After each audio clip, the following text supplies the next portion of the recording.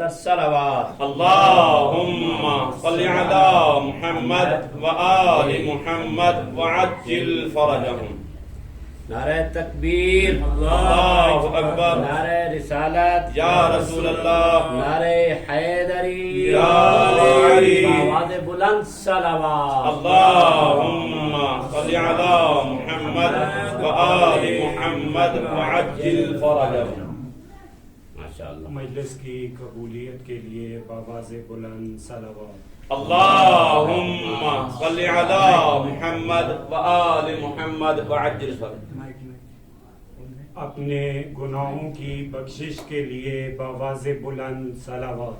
اللهم صل على محمد وآل محمد وعجل فرجهم. اپنے مرحومین کی بلندی درجات کے لیے بآواز بلند صلوات. اللهم صل على محمد وآل محمد وعجل فرجهم. اعوذ باللہ من الشیطان الرجیم. بسم اللہ الرحمن الرحیم. الحمد للہ رب العالمین. الحمد للہ الذی دل علی ذاتہ بذاتہ. ثم الصلاة والسلام علی رسولہ الکریم وأهل بيته الطيبين الطاهرين المعصومين واللعنة الدائمة على أعدائهم أجمعين. اللهم عجل لوليك الفرج والعافية والنصر واجعلنا من خير أنصاره وعوانه والمستشهدين بين يديه. أما بعد فقد قال امام الرضا علیہ الصلاۃ والسلام: ھذا المولود الذی لم یولد مولود اعظم برکتا علی شیعتنا منہ. صلوات پڑھیں بآواز بلند. اللهم صل على محمد وآل محمد وعجل فرجهم. مجلس عزا کی ابتدا میں خالق کائنات سے یہ دعا ہے کہ ہمیں حق بولنے، حق سننے اور حق پر عمل کرنے کی توفیق عطا فرمائے اور ہماری ان مجالس کو اپنی بارگاہ میں منظور و مقبول فرمائے. بآواز بلند صلوات. اللهم صل على محمد وآل محمد وعجل فرجهم. ہماری ان مجالس کا ہدف اور مقصد سب سے اہم دین اسلام کی شناخت، دین اسلام کے بارے میں کامل آگاہی، اور ایک اہم ایلیمنٹ جو ان مجالس کے اندر اور دخیل ہے وہ اہل بیت علیہم الصلاۃ والسلام کی معرفت اور ان کی پیروی کا ذریعہ ہیں ہماری یہ مجالس. اور اسی طریقے سے ہماری ان مجالس عزا میں قیام امام حسین علیہ الصلاۃ والسلام کے اہداف اور مقاصد کو بیان کیا جاتا ہے تاکہ ہمارے قلوب اس معرفت کے سرچشمے سے منور ہو سکے. امام معصوم کا یہ فرمان ہے: لو علم الناس محاسن کلامنا لاتبعونا. اگر لوگ ہمارے کلام کی خوبصورتی اور حسن کا ادراک کریں تو یہ حسن کا ادراک ذریعہ بنے گا ہماری پیروی اور ہماری اتباع کا.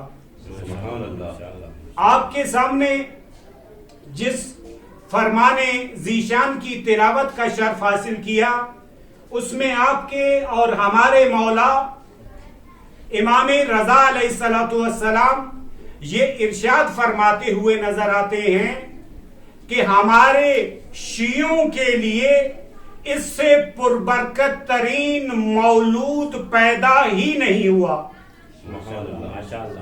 اس فرمان کو سمجھنے کے لیے جبکہ ہمارے اذہان میں عظمت اہل بیت کا ٹھاٹھے مارتا ہوا سمندر، تاریخی شواہد کہ ہر اہل بیت علیہ السلام کے گھرانے میں ہر پیدا ہونے والا اور خصوصیت کے ساتھ جب وہ وقت کا امام تھا اپنے اندر اتنی خصوصیات کو لیے ہوئے ہے، وہاں یہ کہنا کہ یہ مولود اعظم و برکتن ہے۔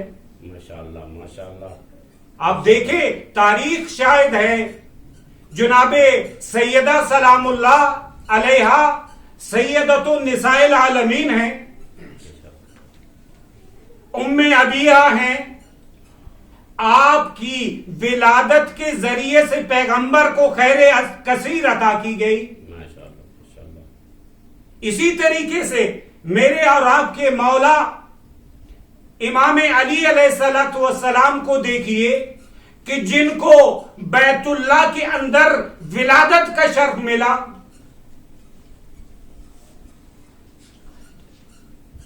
اور حق کی پہچان ہے وہ، قسیم النار والجنہ ہے وہ۔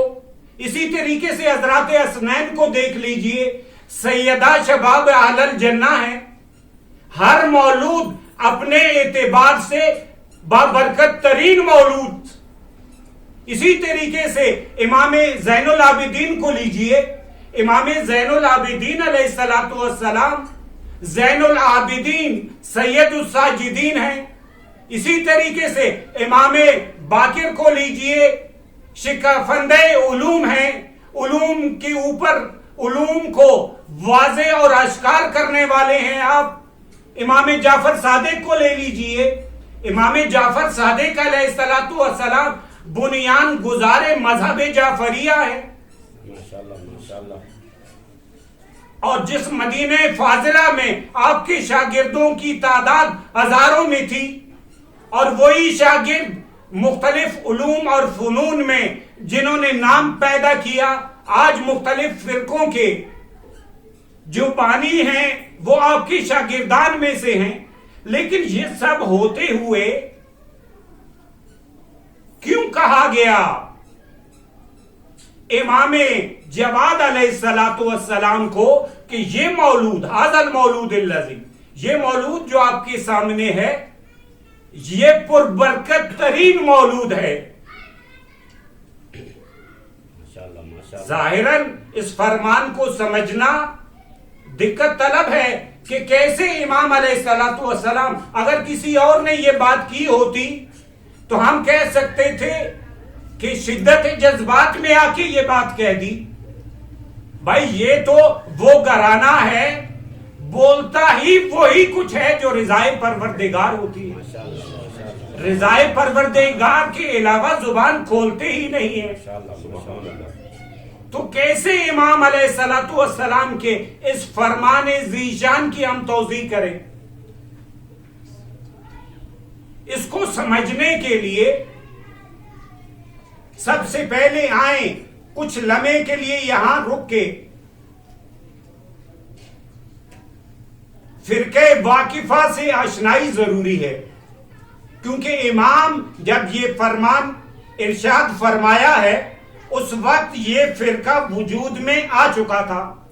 فرقہ واقفہ وہ فرقہ ہے جس نے امام موسیٰ کاظم علیہ السلام کی امامت کے اوپر وقف کیا، رک گئے، ٹھہر گئے۔ اسی ٹھہرنے کی وجہ سے آپ کو واقفہ کہا جاتا ہے، اور آپ کو امام مہدی سمجھنے لگے، آپ کو امام مہدی سمجھنے لگے، اور یہ فرقہ واقفہ کے نام سے شہرت پا گیا۔ اب یہ وہ دور ہے جس دور میں ابھی تک امام دنیا میں نہیں آئے، اور انہوں نے امام کے ہاں اولاد نہ ہونے کا فائدہ اٹھاتے ہوئے، آپ طالب علم ہیں، آپ جانتے ہیں کہ ہمیشہ جب بھی فرصت طلبوں کو، جب بھی شہرت طلبوں کو فرصت ملتی ہے تو اس فرصت سے وہ بھرپور فائدہ اٹھاتے ہیں۔ ہمارے ہاں مذہب جعفری کے اندر اول سے ہی یہ بات واضح اور آشکار ہے کہ ہمارے 12 امام ہیں، ان کا تذکرہ ہماری کتابوں میں کثرت کے ساتھ موجود، خود پیغمبر پہچانوا کے گئے، ناموں سے اعلان کر کے گئے، لیکن اس کے باوجود کہ میرے بعد میرے 12 جانشین ہوں گے، ان میں سے 9 امام جو ہیں وہ امام حسین علیہ السلام کی نسل میں سے ہوں گے، اور ان میں سے ہمارا آخری جو امام ہوگا وہ دنیا کو آ کر جب وہ ظلم اور جور سے بھر چکی ہوگی تو آ کر عدل و انصاف سے بھر دے گا.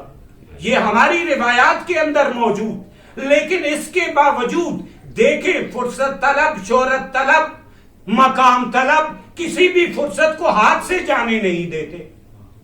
امام وقت موجود ہے، شناخت بھی رکھتے ہیں، لیکن دنیا طلبی اتنی بڑھ چکی ہے کہ امام وقت کی بات سمجھ میں نہیں آتی.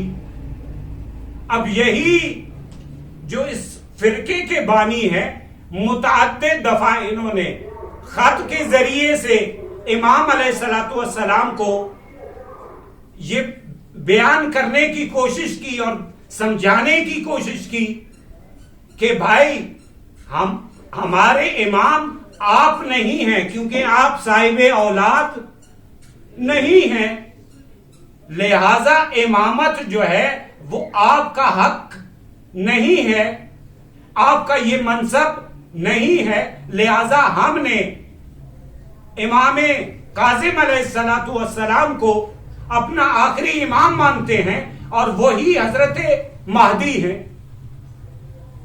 امام نے اس کے خط کے جواب میں یہ لکھا کہ اے شخص تو یہ بتا کہ تجھے کہاں سے علم کہ خدا مجھے اولاد نہیں دے گا، تجھے کہاں سے علم؟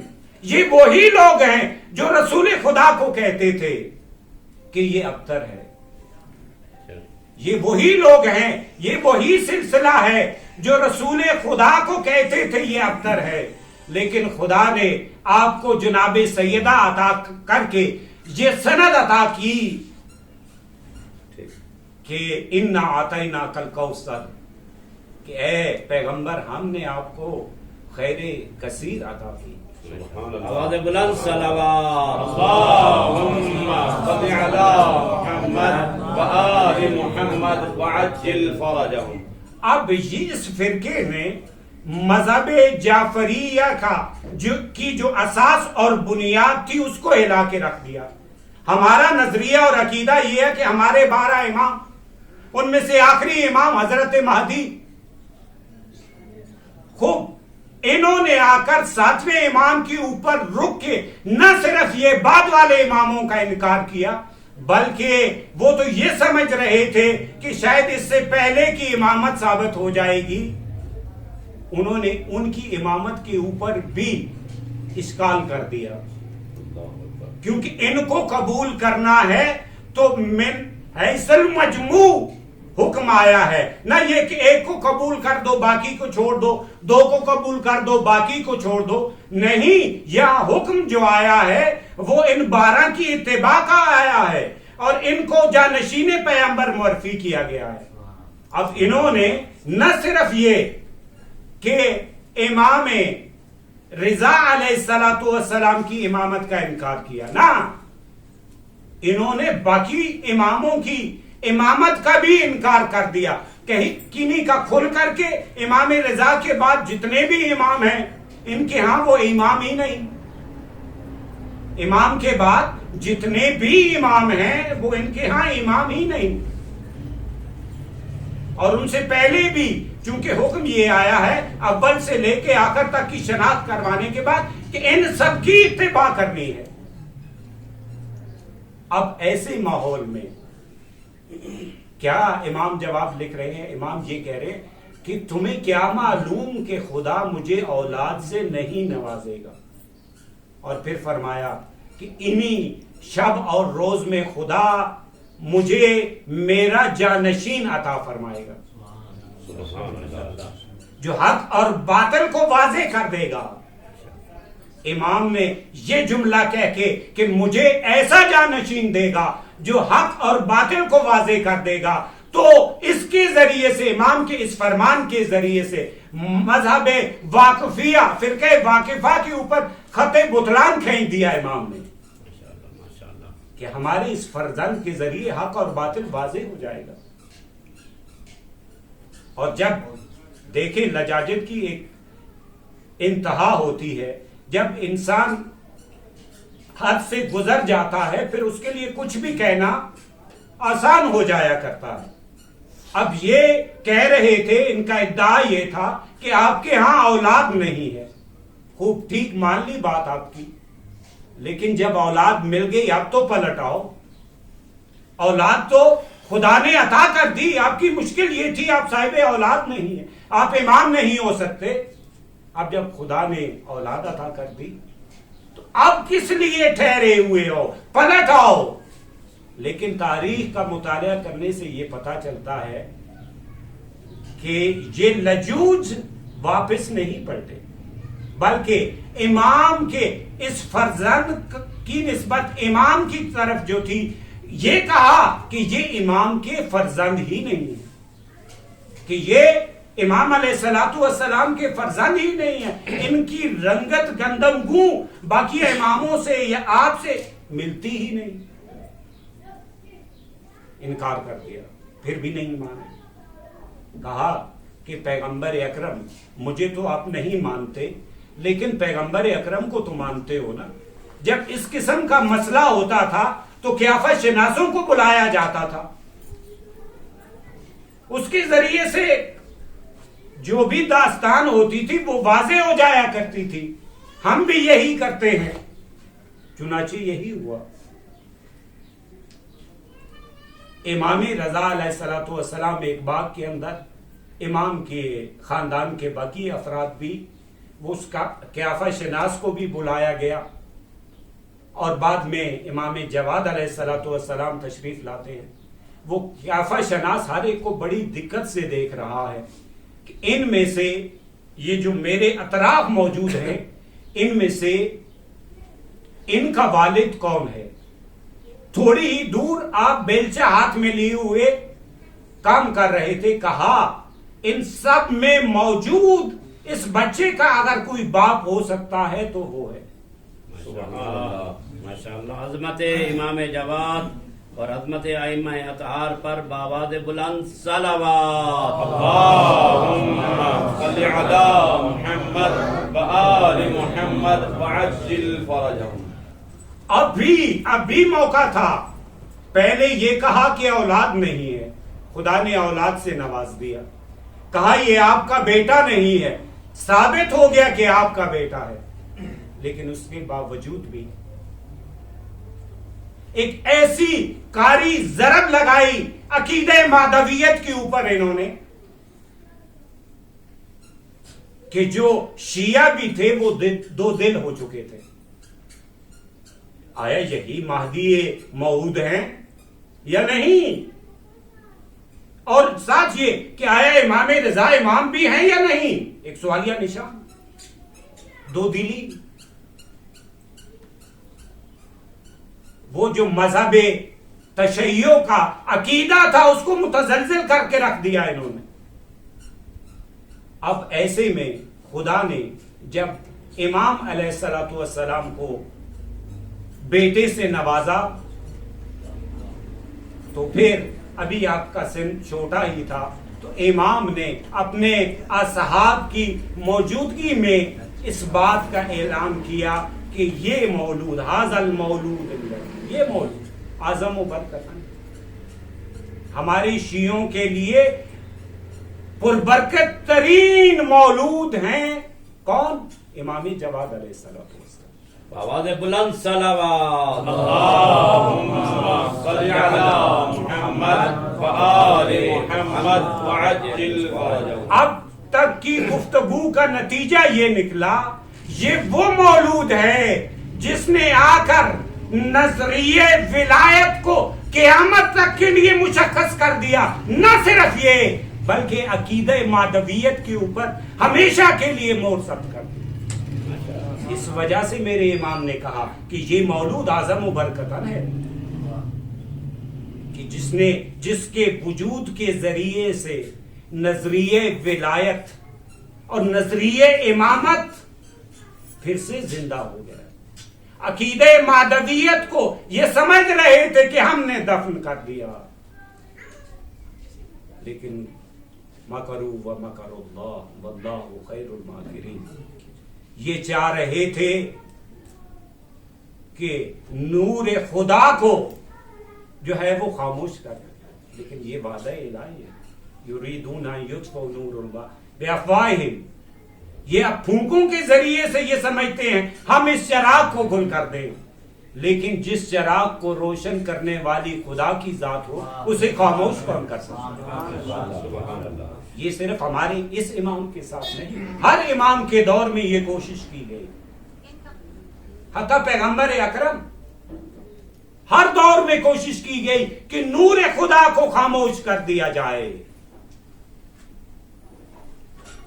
نور خدا ہے کفر کی حالت پہ خندہ زن، پھونکوں سے یہ چراغ بجھایا نہ جائے گا، چونکہ خدا نے وعدہ کر رکھا ہے، وعدہ الہی متحقق ہو کے رہتا ہے۔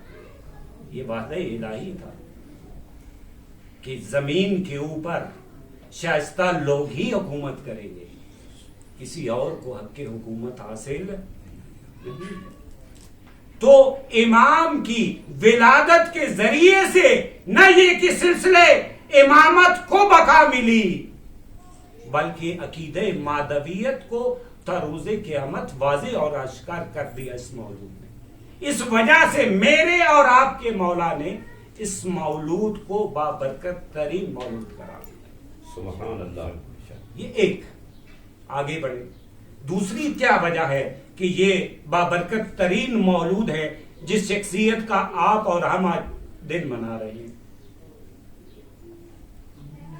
اگر تاریخ ائمہ کے اوپر نظر ہو اور فرامین ائمہ علیہ الصلوۃ والسلام کے اوپر نظر ہو تو امام جواد، امام ہادی اور امام حسن عسکری علیہ الصلوۃ والسلام میں یہ عقیدہ تو ہے، عقیدہ کتابوں کے اندر، حدیث کی کتب کے اندر موجود تھا، بیان بھی ہوا،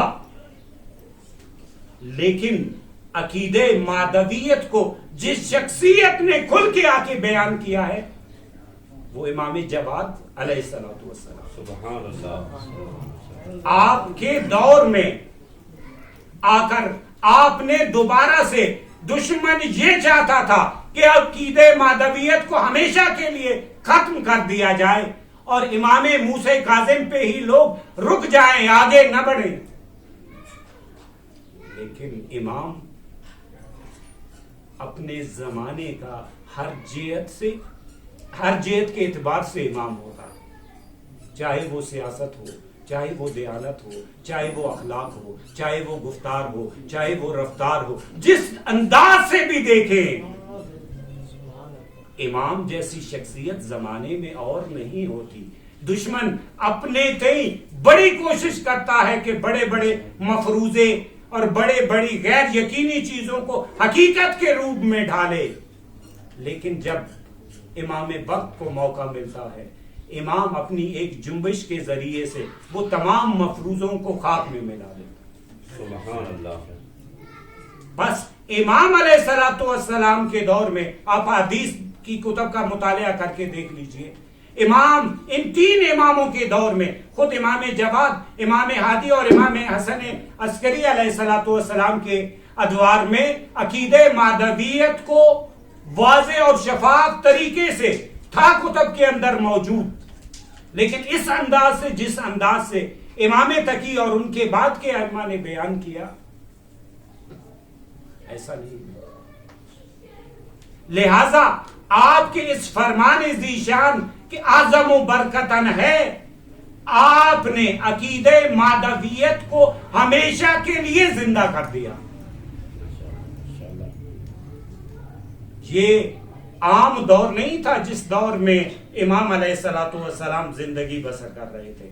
اگر اس دور کے فرہنگی، ثقافتی، اجتماعی مسائل کو دیکھے تو یہ وار ایسا وار تھا کہ دشمن یہ سمجھ رہا تھا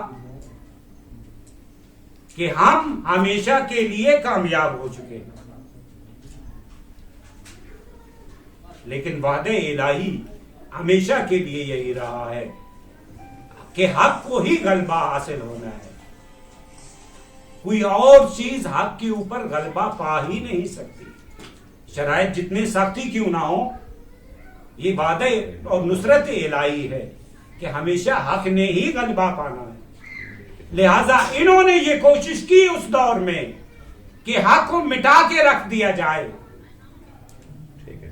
لیکن اپنی اس کوشش کے اندر کامیاب نہیں۔ خدا نے آپ کو امام جواد کے وجود ذیجود سے نوازا، اور اس وجود ذیجود کے ذریعے سے ہی وہ نظریہ جو واقفہ اور رک جانے کا نظریہ تھا کہ امام کاظم ہی مہدی موعود ہیں، وہ باطل ہو گیا،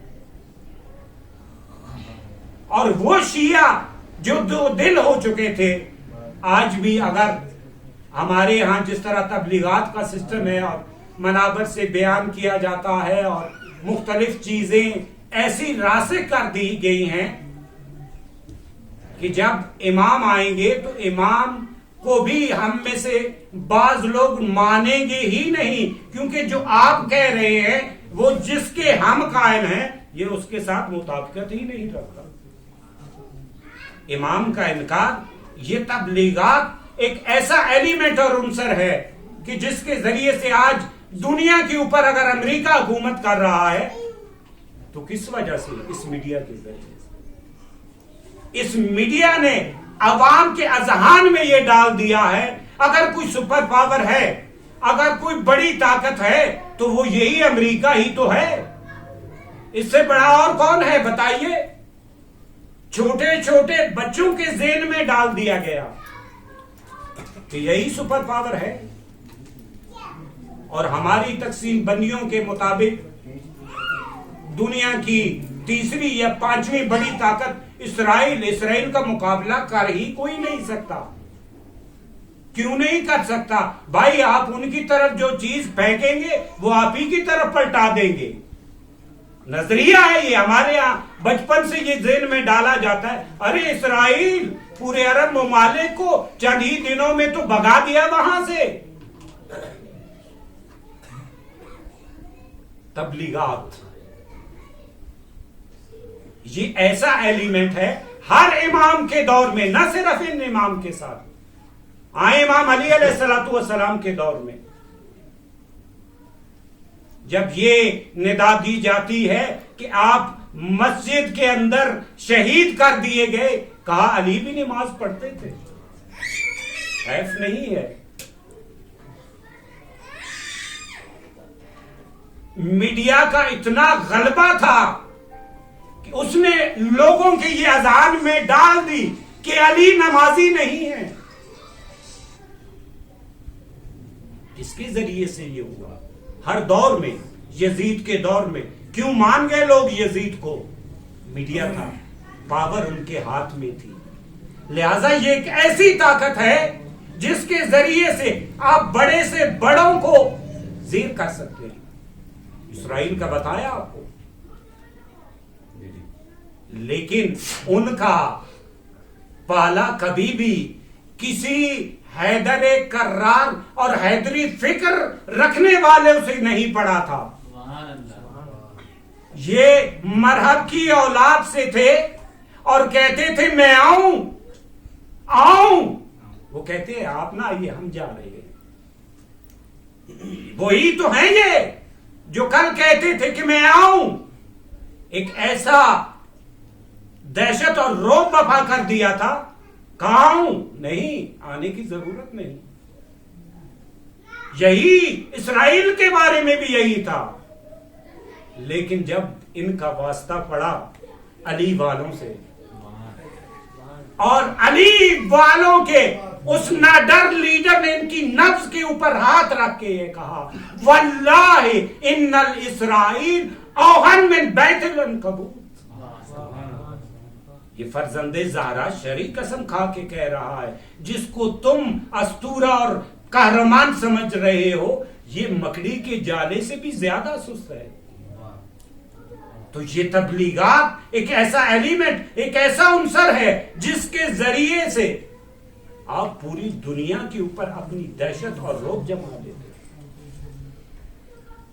ہر امام کے دور میں یہی رہا، آج کے دور میں وہاں سے لے کے آج تک چلے آئے یہی ملے گا۔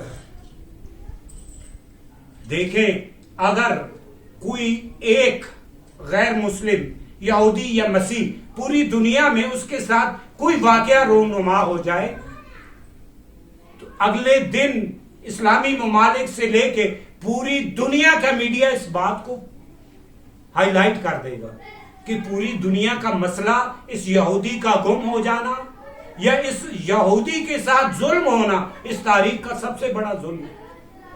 یہی کچھ تو ہے ہمارے میڈیا میں، لیکن انہی لوگوں کو آپ دیکھ لیں، یمن کے اندر، فلسطین کے اندر، سوریہ شام کے اندر، بحرین کے اندر، اور جہاں جہاں بھی مسلمان ہیں، کوئی مجھے ایسا ملک بھی بتا دے جو غیر مسلم ہو اور اس طرح مولی اور گاجر کی طرح کاٹے جاتے ہیں۔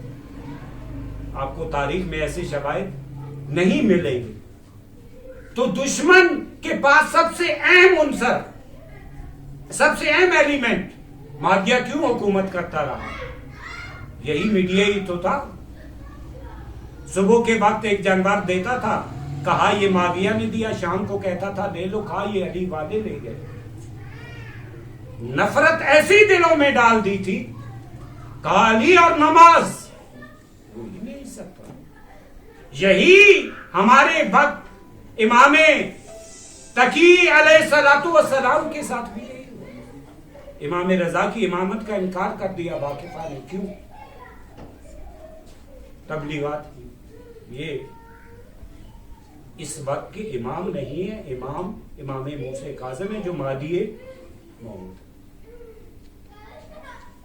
تو یہ پہلی علت یہ تھی کہ خدا نے آپ کے وجود کے ذریعے سے نہ صرف یہ کہ تا قیامت نظریہ امامت کو واضح اور اشکار کر دیا،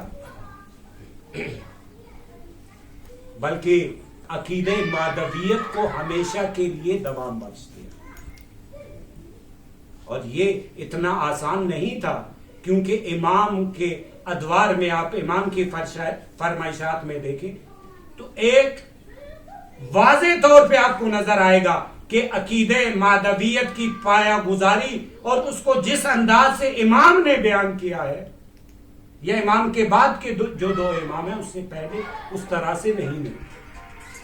تو یہ بار آسان نہیں تھا کہ صرف امام کے دنیا میں تشریف لانے سے اس کا جواب مل جاتا، بلکہ آئندہ والی نسلوں تک کے لیے امام نے ایسا انتظام کر دیا جس کی وجہ سے عقیدہ مادویت ہمیشہ کے لیے زندہ ہو۔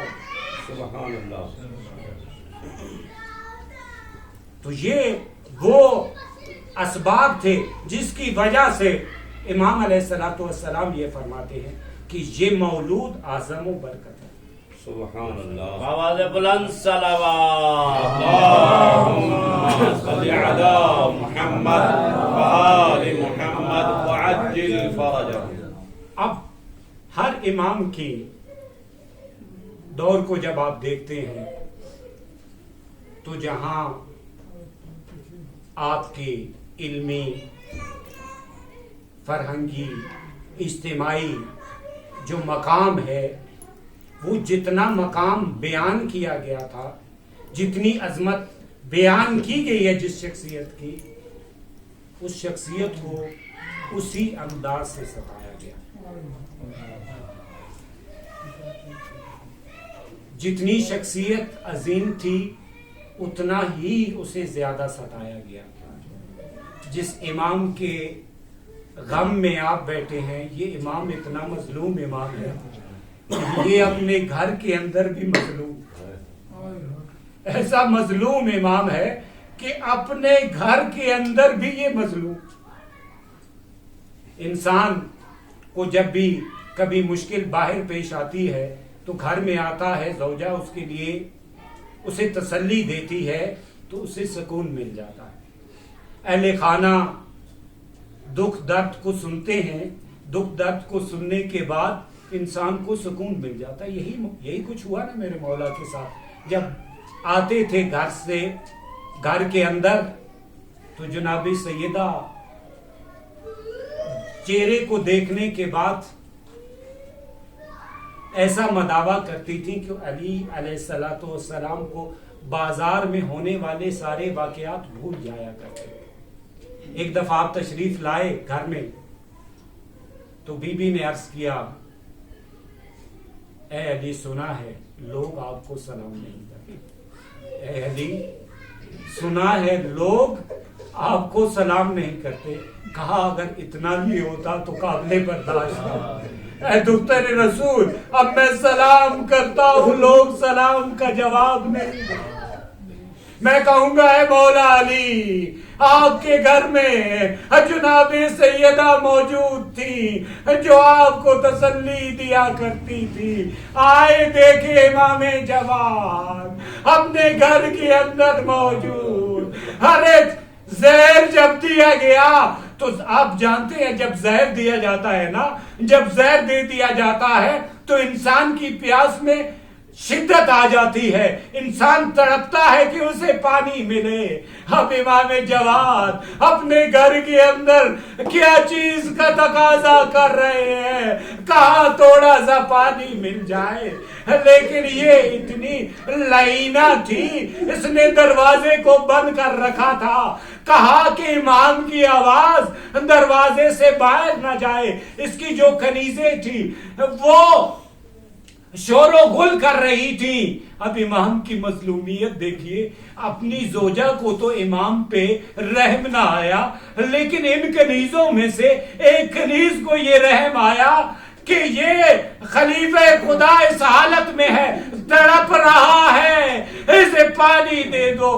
کوزہ لے کے گئی کہ پانی پلا سکے، لیکن یہ لعینہ آگے بڑھی، اس نے کوزے کو توڑ دیا اور امام کو پانی نہ ملا۔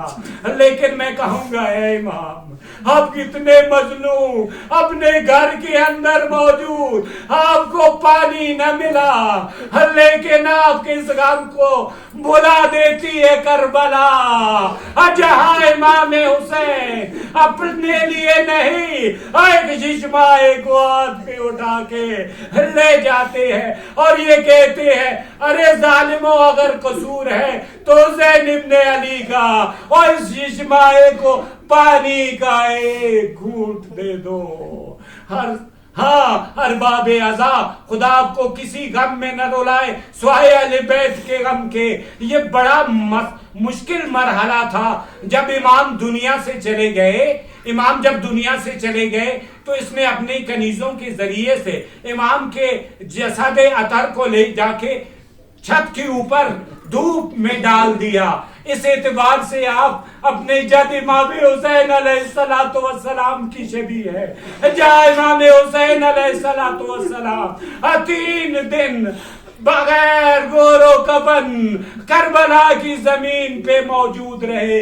لیکن میں کہوں گا ہائے میرے مولا آپ کتنے خوش قسمت ہیں، آپ درست ہے کہ 3 دن آپ کا جنازہ آسمان کے نیچے رہا، دھوپ پڑتی رہی۔ میں کہوں گا آپ کے بدن پہ لباس تو موجود تھا، آپ کے بدن سے لباس تو نہیں اتار لیا گیا تھا، اور صرف یہی نہیں آپ کے جسد مطہر کے اوپر پرندوں نے سایہ کیا تھا۔ ہائے قربان جاؤ فرزند زہرا کے۔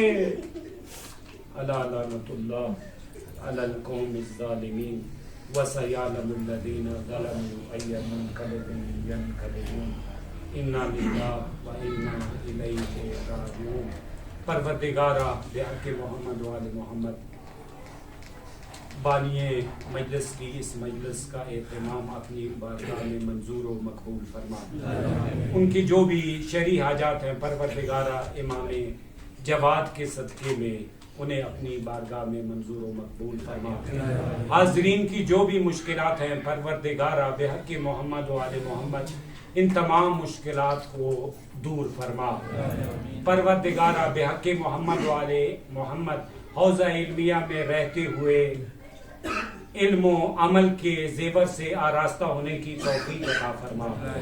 پروردگارا بحق محمد و آل محمد عالم اسلام کے اندر جہاں جہاں مشکلات ہیں پروردگارا امام جواد کے صدقے میں ان مشکلات کو دور فرما. اسلامی تاریخوں کو کامیابی نصیب فرما. رہبر معظم انقلاب مراجع اعظام علماء کرام کی توفیقات میں اضافہ فرما. پروردگارا بحق محمد و آل محمد جتنے مومنین و مومنات اس دنیا سے رخصت ہو چکے ہیں بالخصوص بانی کے جتنے بھی مرحومین ہیں پروردگارا بحق محمد و آل محمد ان تمام کی قبروں پہ اپنی رحمت کا نزول فرما. قبر کی منزل کو آسان فرما. پروردگارا بحق محمد و آل محمد ہمارے آقا اور سرپرست کے ظہور میں تعجیل فرما. ہمیں ان کے ظہور کے لیے زمینہ فراہم کرنے کی توفیق عطا فرما.